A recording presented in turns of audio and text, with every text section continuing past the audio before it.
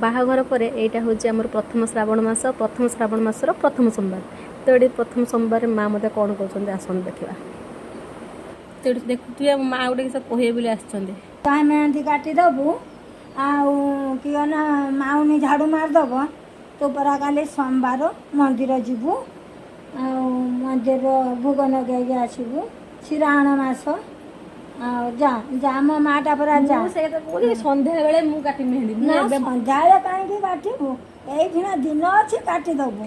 सन्ध्या काटने घर झाड़ू मारमी कल सोमवार ना घर पोछमी घर झाड़ू मारमी लुगा धोइमी तापर सन्ध्या माउनी करदेव सन्ध्या माउनी देदेव माउनी झाड़ू मारदेव तू आमर जा मो माटा पर जा गोटे इच्छा जे मुझे मेहंदी करी दिन अच्छी मेहंदी करदे रातिर माउनी करी दिन अच्छी तू जा आमर मेहंदी काटी तो रातिर मु शुला बेले सब काम सर शुला बेले कर शुला कहाँ करू ये काटी दे चलो तुम भी काटियो ना तुम काटियो ना हाँ मु काटमी तो मोर तो मेहंदी काटदो ना मेहंदी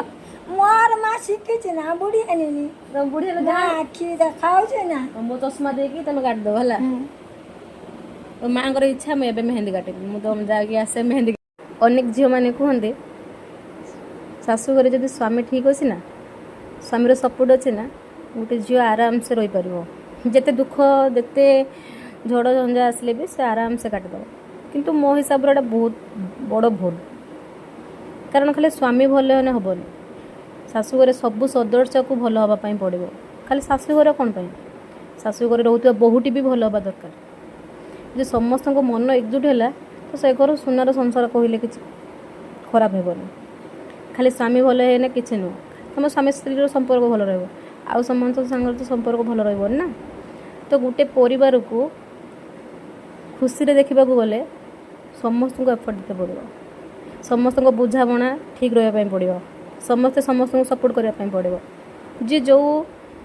थे कम करूँ ना कहीं समस्त को सम्मान समस्त को सपोर्ट दरकार समस्त को से उचित सम्मान देवा दरकार उचित व्यवहार देवा दरकार जार जहाँ प्रति कर्तव्य रहा दरकार यदि से गोटे फैमिली थी ना आ कुछ दरकार नहीं पड़ोनी